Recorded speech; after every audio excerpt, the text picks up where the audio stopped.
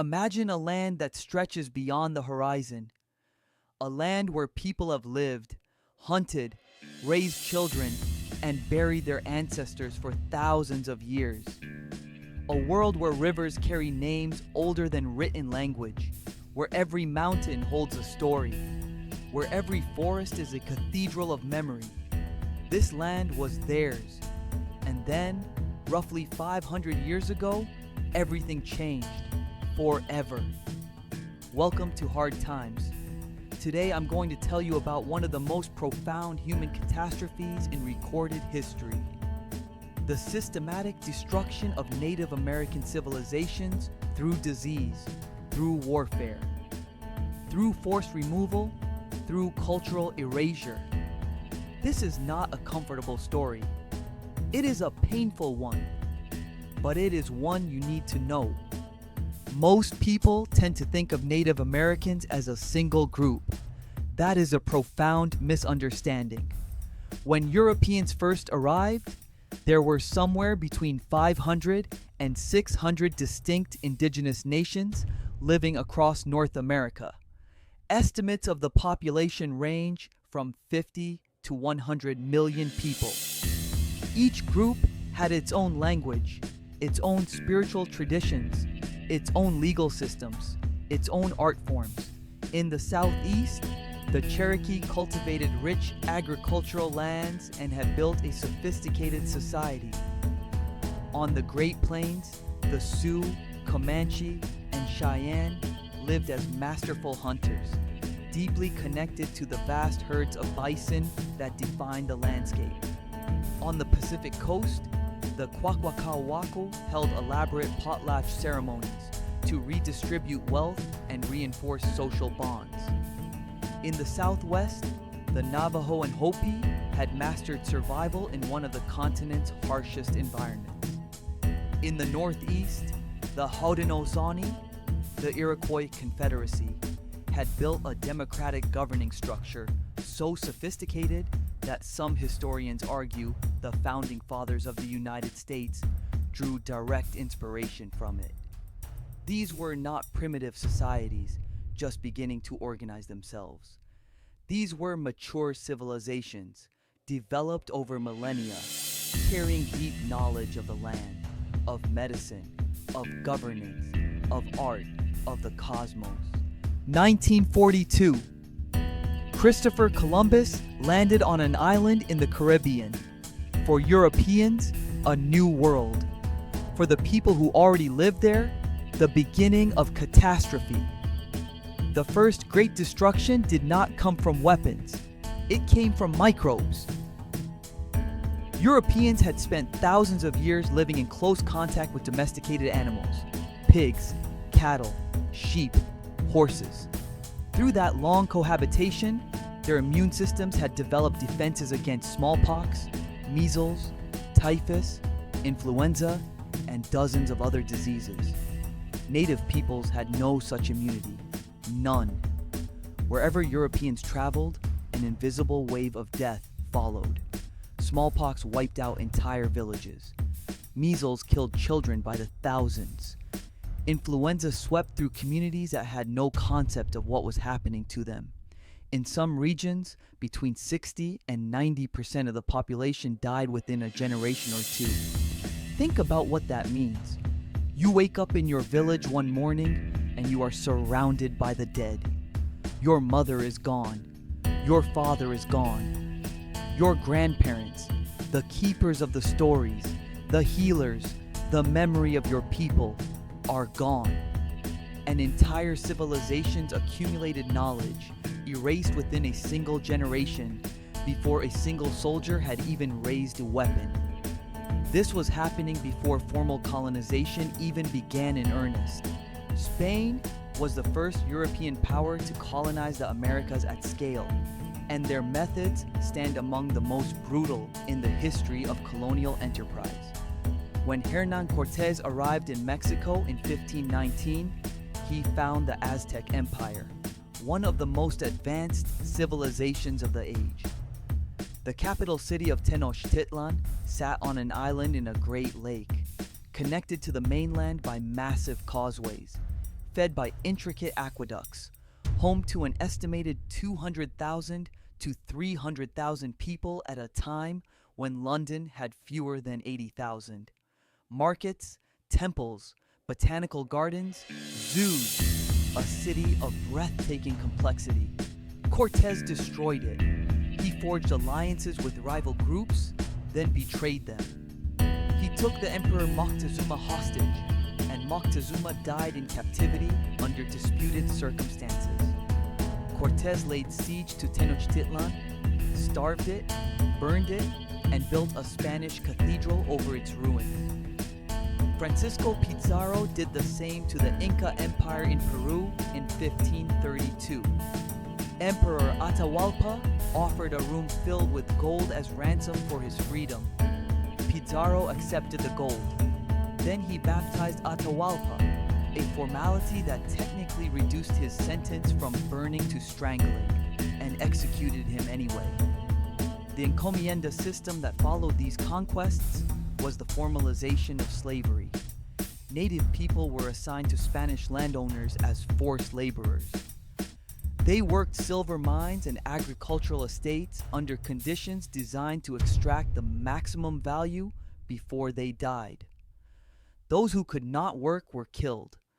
Those who resisted were massacred. Spanish friar Bartolomé de las Casas witnessed these atrocities firsthand and documented them in his 1542 account, a short account of the destruction of the Indies. He described millions killed, villages burned, infants impaled on swords. This remains one of the earliest documented testimonies of crimes against humanity in the historical record. By the 17th century, English and French settlers were establishing themselves along the Atlantic coast and the interior of North America. Early relations were, in some instances, genuinely cooperative. Native peoples taught European settlers how to grow corn, how to survive winter, how to navigate the forest. The mythology of Thanksgiving is rooted in this period, but as European populations grew, so did the hunger for land. A wave of treaties, legal documents, and land purchase agreements followed. The problem was that these agreements were rarely concluded on equal terms. Native peoples often had no way to comprehend what they were signing, and the fundamental concept of land was different. Europeans understood land as private property to be permanently owned. Many native nations understood land as a shared inheritance, something that could be used but not truly sold. One party thought they were buying land. The other thought they were granting seasonal use. Conflict was inevitable, and every conflict was resolved by force. The Pequot Massacre of 1637. Connecticut colonists allied with Narragansett warriors attacked a Pequot village on the Mystic River while its inhabitants slept. The village was surrounded and set ablaze.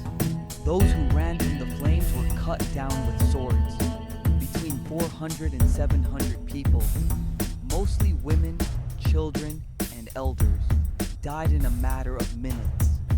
King Philip's War, 1675 to 1676. Wampanoag leader Metacom, known to the English as King Philip, organized a coalition of tribes to resist relentless colonial land grabs. The war was eventually crushed. King Philip was killed, his head mounted on a pike in Plymouth and displayed for 20 years. His children were sold into slavery in the Caribbean. These patterns repeated across the continent for centuries, each iteration more systematic than the last. The United States declared its independence.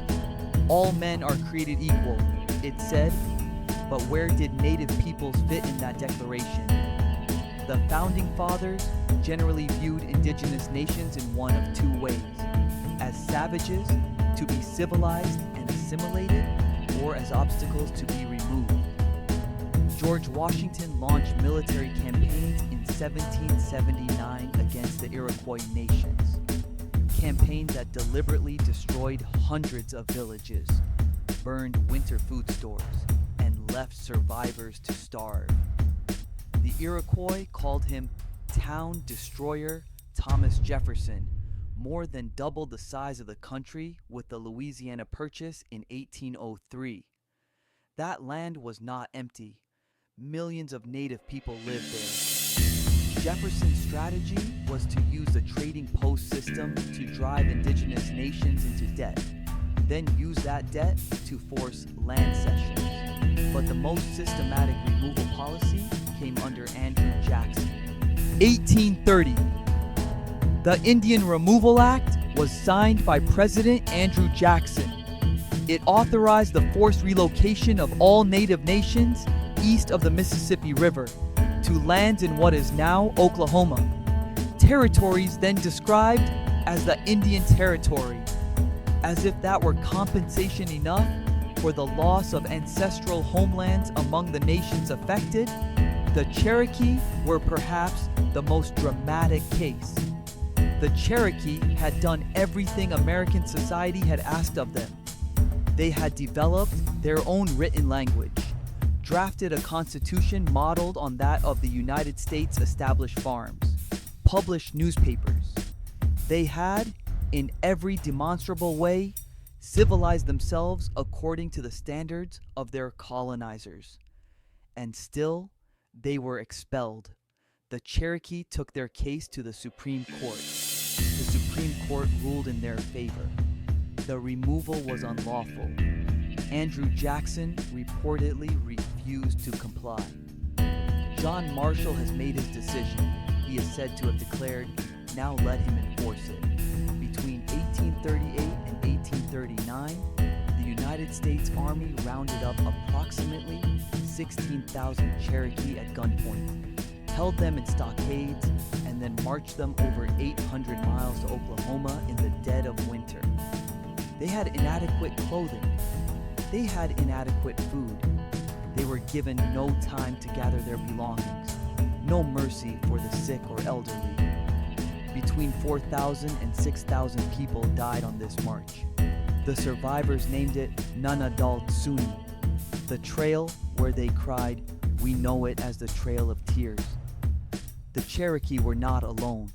The Choctaw, Creek, Seminole, and Chickasaw nations underwent similar removals. Somewhere between 60,000 and 100,000 native people were forcibly displaced during this period. Tens of thousands did not survive the journey. The belief that white Americans were divinely ordained to expand across the entire continent from coast to coast. It was preached from pulpits and printed in newspapers. It provided moral cover for what was, in practice, an industrial-scale campaign of dispossession and killing. The Sand Creek Massacre. November 28, 1864. The Cheyenne and Arapaho had signed a peace treaty with the United States government. They were encamped in Colorado at the location they had been told was safe.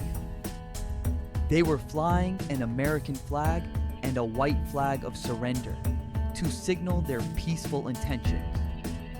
Colonel John Chivington and approximately 700 Colorado militiamen attacked the camp at dawn. The people there were sleeping. They were mostly women, children, and old men. The warriors were away. What followed was not a battle. It was a massacre.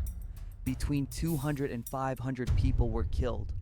Soldiers mutilated the bodies, cutting off scalps, ears, fingers, and genitals to take as trophies.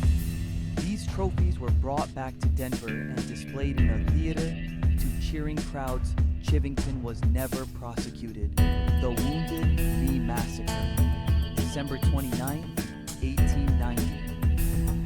The Lakota Sioux were practicing the ghost dance, a spiritual movement that prophesied the return of the dead, the departure of white settlers, and the restoration of the old world. The U.S. government, alarmed by the movement's spread, moved to suppress it. On that December morning, soldiers attempted to disarm a band of Lakota near Wounded Knee Creek in South Dakota. A struggle broke out.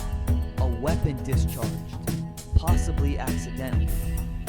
The soldiers opened fire with rifles and Hotchkiss mountain guns.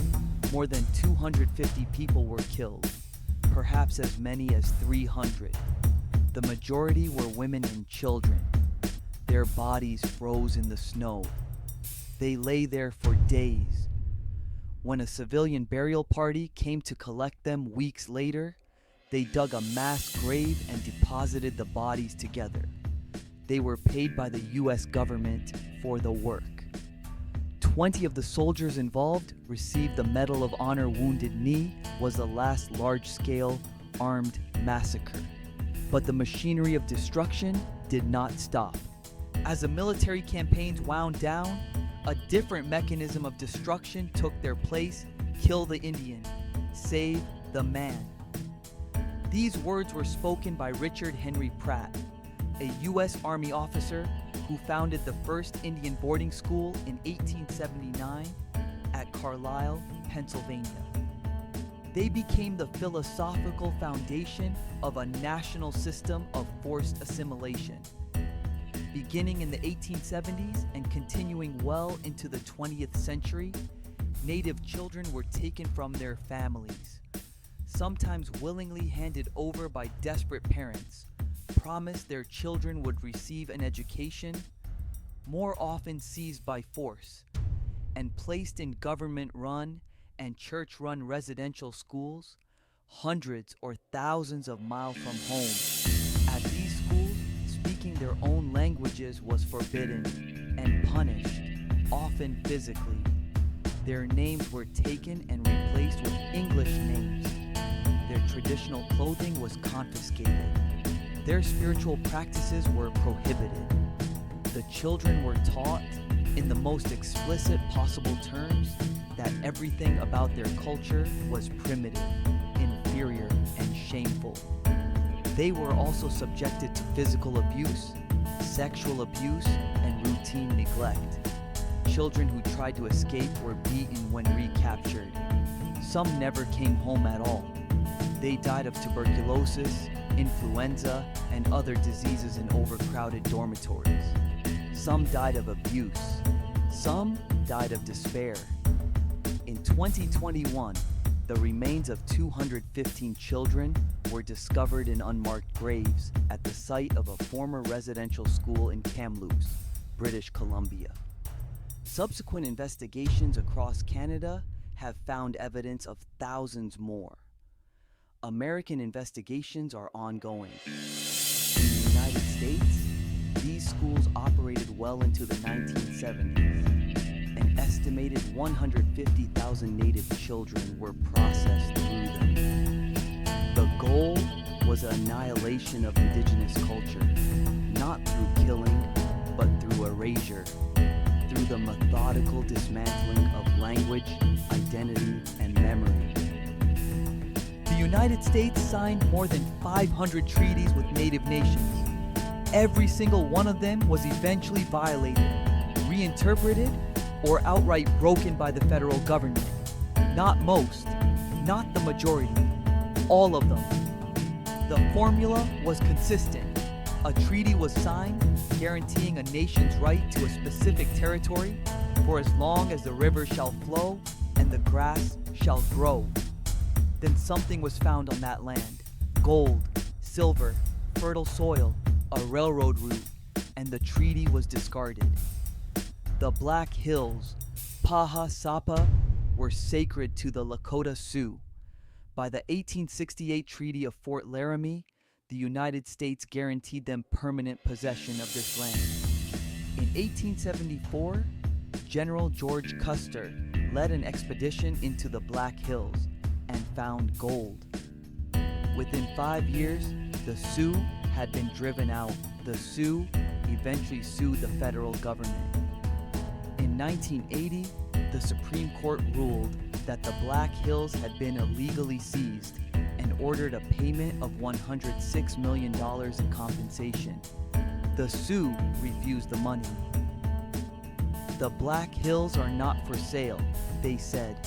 That money remains in a federal account today, and with accumulated interest, it is estimated to now exceed $1 billion. The Sioux have still not accepted it. When Europeans arrived, the indigenous population of North America numbered somewhere between 50 and 100 million people. By the year 1900, that number had fallen to approximately 237,000. 237,000 historians debate terminology. Some argue that the majority of those deaths resulted from disease, a factor not characterized by explicit intent. Others point to the deliberate massacres, the forced marches, the calculated starvation, the systemic cultural destruction, the government policies of erasure, and argue that the full weight of the evidence meets the legal and moral definition of genocide. The academic argument continues, but this much can be said without qualification. There was deliberate land seizure. There were forced removals conducted at gunpoint. There were massacres of non-combatants. There were government policies explicitly designed to destroy cultures and erase identities. There was a system of schools built to separate children from their families and extinguish everything that made them who they were. Whatever word you choose to apply to these events, they represent one of the gravest catastrophes in the history of human civilization. Today, there are approximately 574 federally recognized Native nations in the United States. Millions of indigenous people live on and off reservations, many in conditions of profound poverty, the legacy of generations of dispossession. The statistics on reservation poverty, addiction, suicide, and lack of economic opportunity are among the most disturbing in the country. But something else is also true. These nations are still here. They are fighting for their sovereignty. They are revitalizing their languages. They are teaching their children.